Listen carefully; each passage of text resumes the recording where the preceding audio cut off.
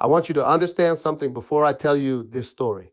I have held a man's beating heart in my hand, not metaphorically, not poetically.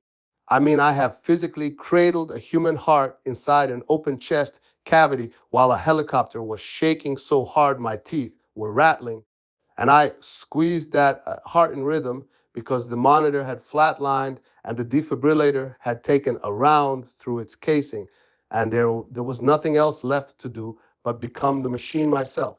I squeezed and I released and I squeezed and I released, and I did it for 11 minutes while we flew over Helmand province in the dark, and that Marine lived. He sent me a Christmas card last year. His daughter's name is Grace. So when I tell you that I know what an emergency room is supposed to look like, what it's supposed to feel like, what it smells like when things are going right, and what it smells like when things are going catastrophically wrong, I need you to understand that I am not guessing. I am not theorizing. I have been baptized in it. My name doesn't matter for this story. What matters is that I spent 14 years as a military physician. I started as a Navy corpsman, worked my way through medical school on a military scholarship, did my residency in emergency medicine at a naval hospital where we saw everything from training accidents to gunshot wounds from base security incidents. And then I deployed 3 times, Iraq once, Afghanistan twice. I earned my trauma credentials not in a simulation lab, but in a forward operating base where the OR was a tent and the anesthesiologist was sometimes just me talking a 19-year-old kid through the worst pain of his life while I pulled shrapnel out of places shrapnel should never be. I came home with a Bronze Star, a permanent tremor in my left pinky finger that only shows up when I'm exhausted, and the kind of calm that only comes from having already seen the worst thing that can happen. After I separated from the military, I took a position as an attending physician in the emergency department of a level 1 trauma center. I won't name it, but it was a big hospital in a mid-sized American city, the kind of place that serves as the regional catchment for everything. Car accidents on the interstate, industrial injuries from the plants outside of town, farm equipment disasters from the rural counties, overdoses, shootings, the whole catalog of ways the human body can break.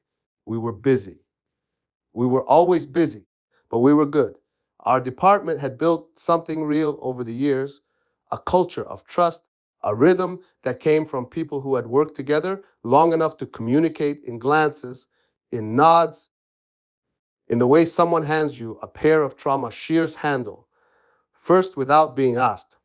I had been there for 3 years when everything changed, and I had become the de facto leader of the overnight shift, the shift that everyone knew was the real shift, the shift where the city sent us its worst and we sent it back breathing. The emergency department ran on a principle that I had carried with me from the military, and it was simple: the person closest to the problem makes the call. Triage nurses triaged, residents assessed, attendings decided, and everyone deferred to experience when the moment demanded it. We had protocols, of course. Protocols are the skeleton of emergency medicine, but the muscle, the thing that actually saves lives, is judgment. And judgment is not something you can download from a spreadsheet. She arrived on a Monday. I remember because Mondays in the ER are always a particular flavor of chaos. The weekend's untreated problems come rolling in, the people who tried to wait it out and couldn't, the minor injuries that festered into major ones. I was elbow deep in a case, a 57-year-old construction worker who had fallen from scaffolding and shattered his pelvis, when one of the nurses, Maria, leaned into my peripheral vision and said, real quiet, new administrators here. She's doing a walkthrough. I didn't even look up. Administrators came and went. The hospital had a revolving door of them, mid-level management types who would tour the ER like it was a zoo exhibit, nod at the organized chaos, and then go back upstairs to their offices where everything was clean and quiet and made sense on paper. I sutured, I stabilized, I moved on. But this one didn't go back upstairs. Her name was Catherine Aldridge. She had an MBA from a respectable program, a background in healthcare consulting, and she had been specifically hired to optimize emergency department operations and reduce overhead. Uh, I learned this from the email that arrived in my inbox that afternoon, sent from the chief medical officer's office, introducing her as the new emergency department operations administrator. The email used phrases like evidence-based operational restructuring, patient throughput optimization, and lean management principles applied to acute care settings. I read it twice. The first time with professional curiosity, the second time with dread. Within her first week, Catherine Aldridge had installed herself in an office that used to be our break room. I want you to sit with that for a moment. The one room in the department where nurses and doctors and techs could go to sit down for 5 minutes, eat a granola bar, stare at a wall, and decompress after watching someone die. She turned it into her office. She had the couch removed and replaced with a standing desk and two monitors showing real-time patient flow dashboards. She had the old coffee maker taken out because it was a liability and replaced it with nothing. The vending machine in the corner stayed, but she had it repositioned to face the hallway so that staff wouldn't be incentivized to linger. The break room was now the operations hub. The message was clear before she ever opened her mouth. Comfort was inefficiency. Rest was waste. The first real confrontation came 12 days after her arrival. She called a meeting of the attending physicians, the charge nurses, and the department leads. She had prepared a slide deck, 47 slides. I counted because I was sitting in the back row trying to calculate how many patients I could have seen in the time it took her to explain what Kaizen meant in the context of emergency medicine. Her thesis was this: our department was overstaffed, our average patient throughput time was 17 minutes above the national benchmark, and our supply usage per patient encounter was, in her words, alarmingly high. She proposed a three-phase restructuring plan. Phase 1, reduce overnight nursing staff from 8 to 5. Phase 2, implement a fast-track system where patients with low acuity scores would be diverted to a separate area staffed by a single physician assistant. Phase 3, consolidate supply carts and implement a requisition approval process for any materials above a pre-set cost threshold. I raised my hand. She looked at me like I had interrupted a sermon. I said as calmly as I have ever said anything that reducing overnight nursing staff by 3 would be dangerous. I explained that the overnight shift handles the highest acuity cases, that our patient volume between midnight and 6 a.m. was unpredictable, but often surged with no warning, and that the nurses on that shift were not interchangeable units.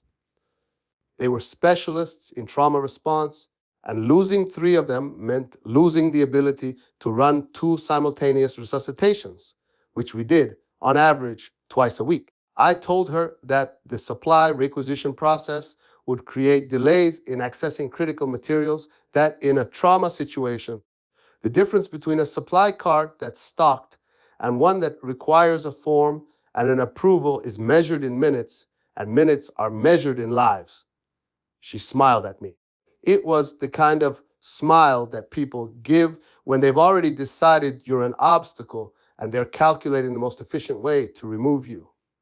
She said, and I am quoting her as precisely as my memory allows, "Doctor, I appreciate your passion for your work. But the data tells a different story than your anecdotes. We need to trust the process." I looked around the room. The other attendings were staring at their shoes. The charge nurses were exchanging the kind of glances that people exchange at funerals. Nobody said a word. I realized in that moment that she had already been to the CMO, already had the backing of the hospital's executive team, and that this meeting was not a discussion. It was a notification. The changes began rolling out over the next 3 weeks. 3 overnight nurses were reassigned to day shifts at other departments. The supply carts were consolidated and locked. Requisition forms were placed on clipboards next to the carts, and a new policy required that any single Use item costing more than $15. Be approved by the charge nurse before use. The fast track area was carved out of what used to be our observation bay, which meant we lost 4 monitored beds. Catherine walked the floor during the transition with a tablet in her hand, checking boxes, nodding to herself, occasionally stopping a nurse mid task to ask why they were doing something a particular way and whether it could be streamlined. I want to describe what it felt like to work in that department during those weeks because it matters. Imagine you are a concert pianist and someone who has never played an instrument walks into your concert hall and rearranges the keys on your piano because a study suggested that alphabetical order is more intuitive than the traditional layout. And then they stand behind you during the performance, taking notes on your mistakes. That is what it felt like. The muscle memory that we had built, the instinctive flow of a trauma response, grab the cart, call the team, assign roles, move, was being disrupted at every turn by new procedures that existed to serve metrics, not patients. I began documenting everything. This is a lesson I learned in the military. When leadership makes a decision that you believe will result in harm and you have been overruled, you do 2 things. You comply with the order and you write everything down: dates, times, who said what you recommended, what was decided instead. I bought a black moleskine notebook, and every shift I filled pages. I noted every time a requisition form caused a delay. I noted every time we were short staffed and had to pull a nurse from the fast track area, leaving it unstaffed. I noted every time a patient's care was compromised in a way that was directly attributable to the new protocols. I was not building a legal case, not yet. I was building a record because I knew, with the certainty of someone who has watched systems fail before, that a reckoning was coming. I just didn't know when. The other staff saw what I was doing. They started coming to me quietly in the hallway, in the parking lot after shifts. Maria, the nurse who had first told me about Catherine's arrival, brought me her own notes. She had been documenting supply shortages. Dr. Patel, one of the other attendings, told me he had filed a formal concern with the CMO's office and received a form letter in response thanking him for his input and assuring him that the transition was being closely monitored.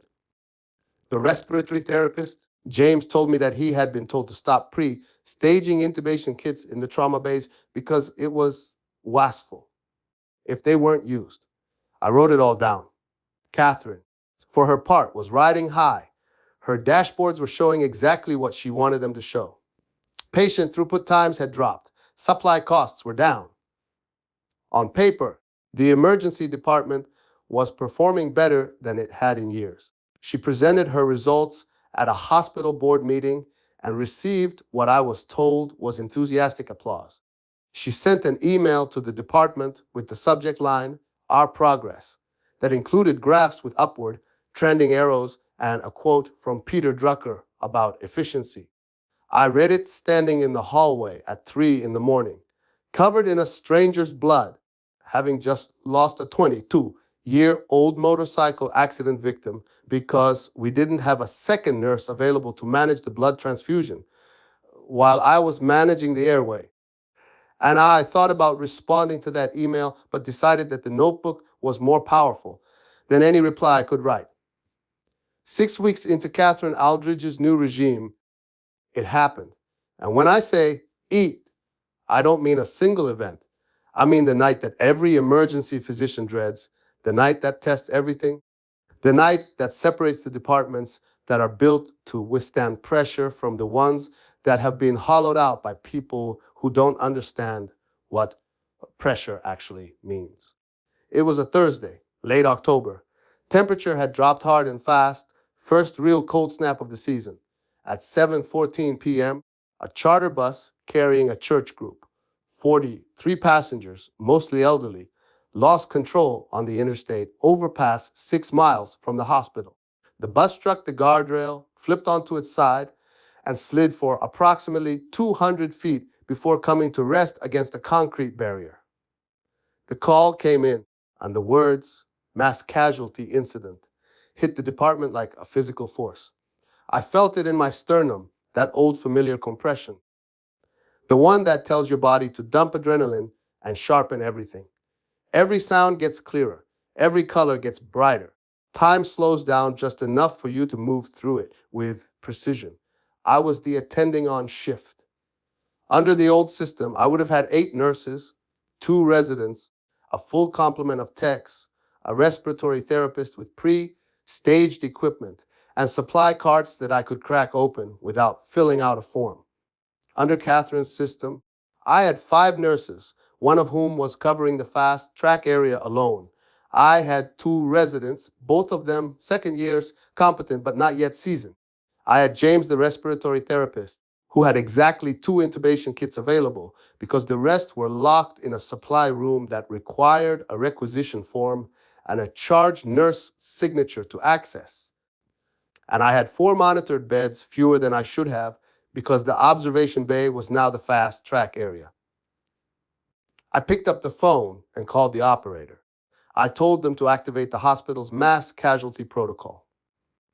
The operator called Catherine Aldridge because that was now the chain of command. Catherine called me back within 4 minutes. I will never forget this conversation for as long as I live. She asked me how many patients were expected. I told her initial reports said at least 20 with injuries, possibly more, severity unknown, and that we should prepare for the worst. She asked me what I needed. I told her I needed every available nurse recalled, I needed the supply room unlocked immediately with no requisition process. I needed the fast track area converted back to monitored beds, and I needed her to stay out of my department and let me work. There was a pause. Then she said, "Doctor, let's not overreact. We'll follow the protocol as it's written. I'll approve the recall of 2 additional nurses. The supply requisition process stays in place. We can't just throw out our systems every time there's a surge. Use what you have. That's what the fast track area is for. I'll be down to oversee." I closed my eyes. I could hear the ambulance sirens already, faint but growing. I thought about arguing. I thought about yelling. I thought about going over her head to the C memo. And then I thought about my notebook, about every page I had filled, about the record I had built, and I made a decision that I have examined from every moral angle in the months since and still cannot tell you whether it was right or wrong. I decided to comply. Maliciously, completely, and to the letter, I said. Understood. 2 additional nurses. Requisition process in place. Fast track area remains open. You'll be here to oversee. I'll document everything. She said, "Good. That's the spirit." The first ambulance arrived at 7:31 p.m. Paramedics brought in 2 patients simultaneously. A 71-year-old woman with a suspected cervical spine fracture and a 68-year-old man with bilateral rib fractures and a developing pneumothorax. I could hear the air escaping where it shouldn't be, a wet sucking sound that told me his chest wall was compromised.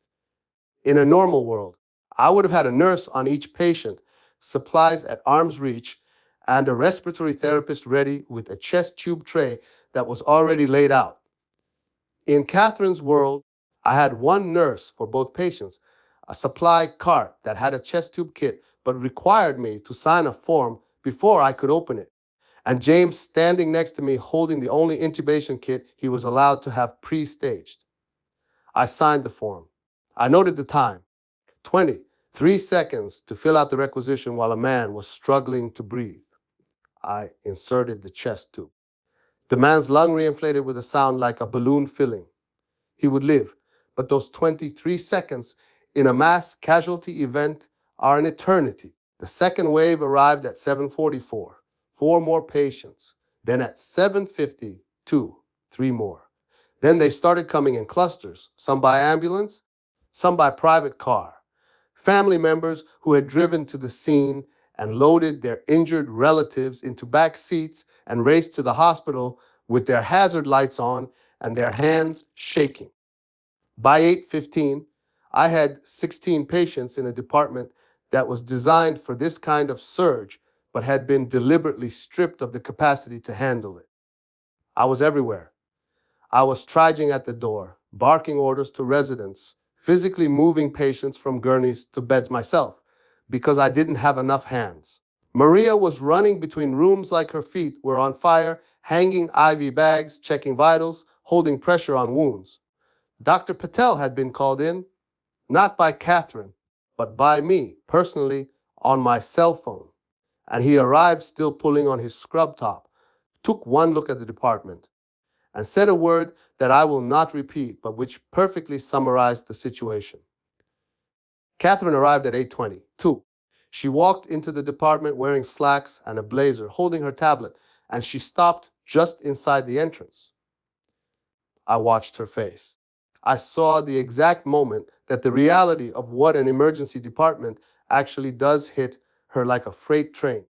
The sound alone would have been enough. The overlapping shouts, the monitor alarms going off in a dissonant chorus, the crying, the moaning, the controlled urgency in every voice.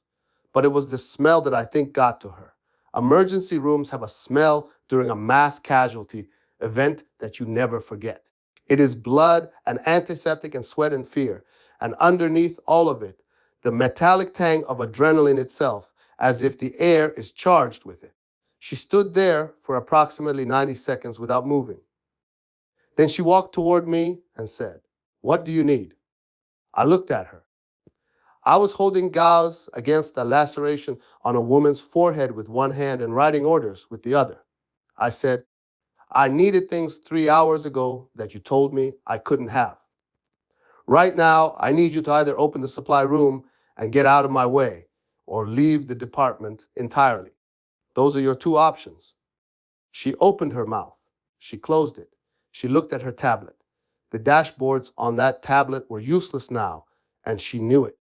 Patient throughput metrics don't mean anything when you have a 74-year-old woman going into cardiac arrest in bed 6 and no crash cart within arm's reach because the crash carts were consolidated and the nearest one is 40 feet down a hallway that's blocked by 3 occupied gurneys. That's when it happened. The thing that ended everything. Bed 6.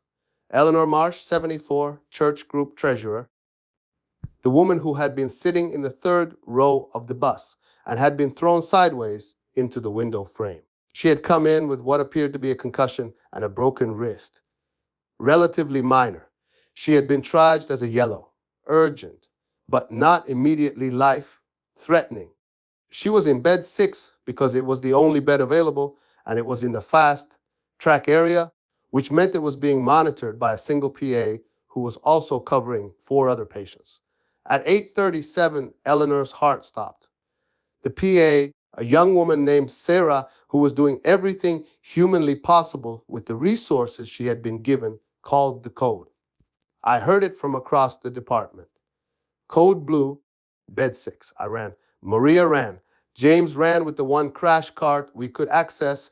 We arrived at bed 6 in under a minute, which is fast. But in cardiac arrest, under a minute can be the difference between a brain that recovers and a brain that doesn't. The crash cart was missing the epinephrine. It had been moved to the locked supply room as part of the consolidation. I felt something inside my chest that I hadn't felt since Afghanistan, a cold, crystalline fury that exists beyond anger, beyond frustration, in a place where your body understands that someone is going to die because of a decision made in a conference room. James took off running for the supply room. He didn't fill out a requisition form. He broke the lock with a fire extinguisher. He was back in 90 seconds with the epinephrine, and I pushed it, and we shocked her. And we did compressions, and we shocked her again, and on the third shock, Eleanor Marsh's heart started beating on its own. She lived. She lived with no significant neurological deficit, which is something close to a miracle given the delay. But the delay happened. It is documented. It is in my notebook. It is in the hospital's own electronic records. And the reason for the delay is that a medication that should have been on the crash cart, in the room within arm's reach, was locked in a supply closet because a woman with an MBA and a tablet decided that consolidation was more efficient. Catherine Aldridge watched the entire code from the doorway of the fast track area. She did not move. She did not help. She could not help because she is not a clinician and she had no skills that were applicable in that moment.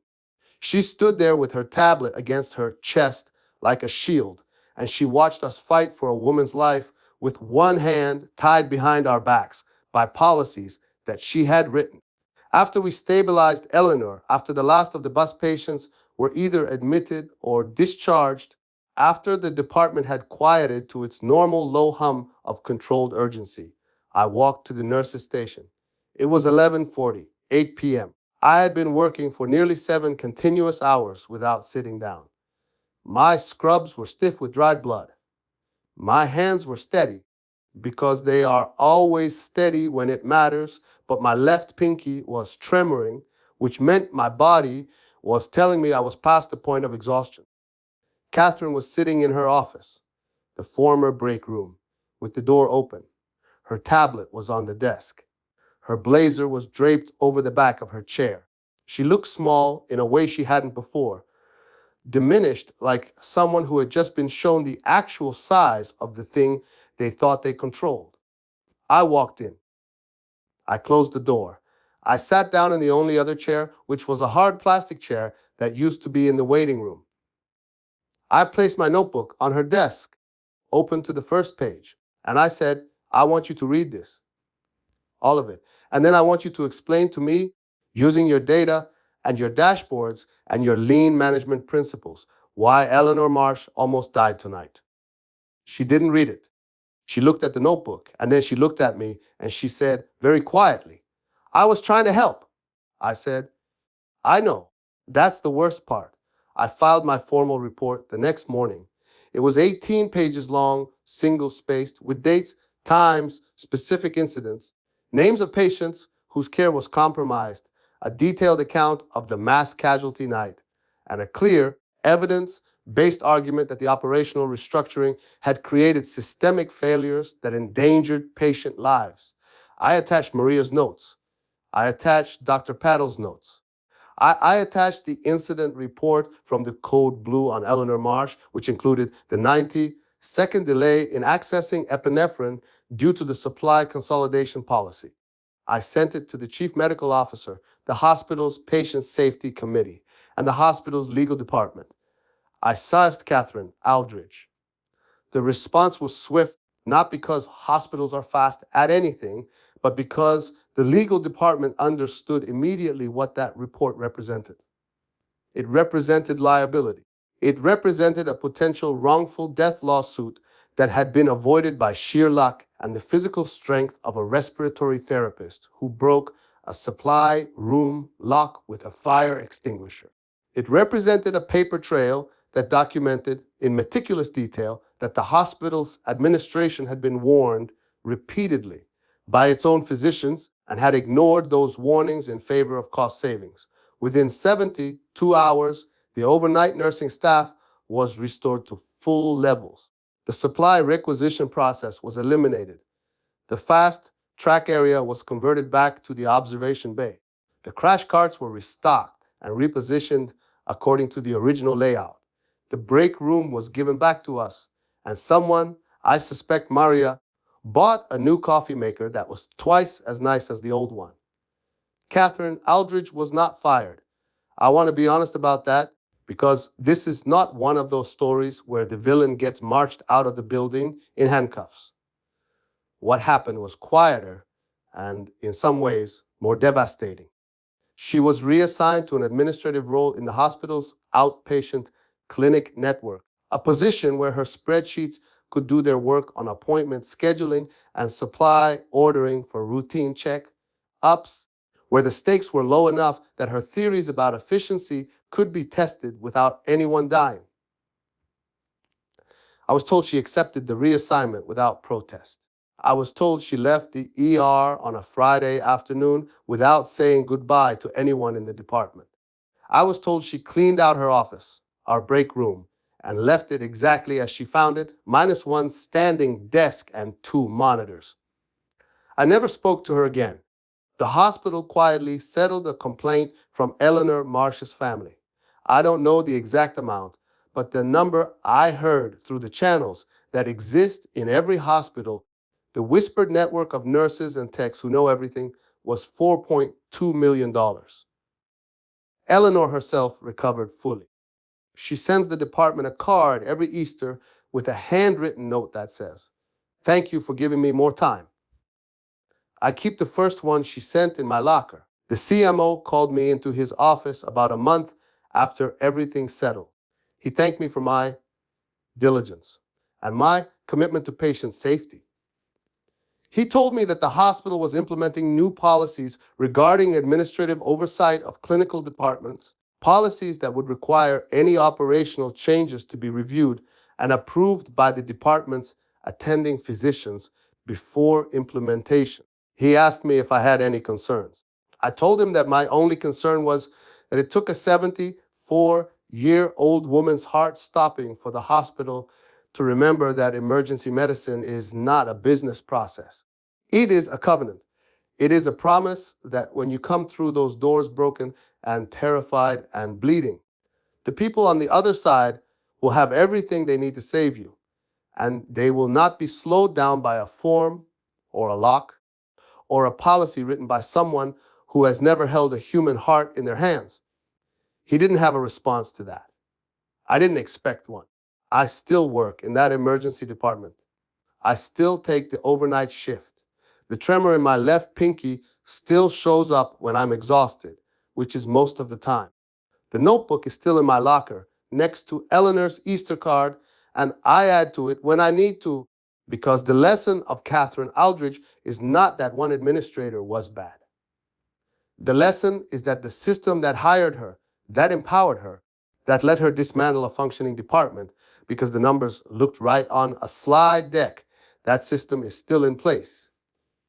It will always be in place. And the only defense against it is people who know the difference between efficiency and effectiveness, between data and wisdom, between managing a process and saving a life. There is a saying in trauma medicine: you can't optimize your way out of a catastrophe. You can only prepare for it. Preparation is not a line item on a budget. It is not a metric on a dashboard. It is the nurse who stalks the crash cart before her shift because she knows in her bones that tonight might be the night. It is the respiratory therapist who stages intubation kits even when he's told not to, because he has seen what happens when you can't breathe and nobody's ready.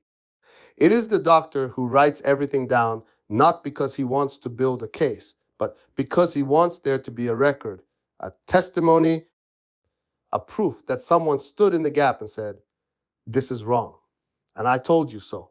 If you are in a position of authority over people who do work you don't understand, I am asking you, not telling you, asking you to sit with them, watch them. Ask them why they do what they do before you decide to change it.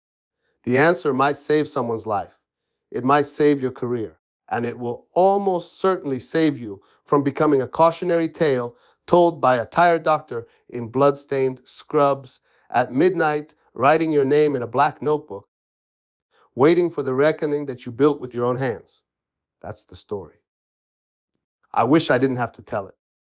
But the thing about emergencies is that they don't care about your management philosophy.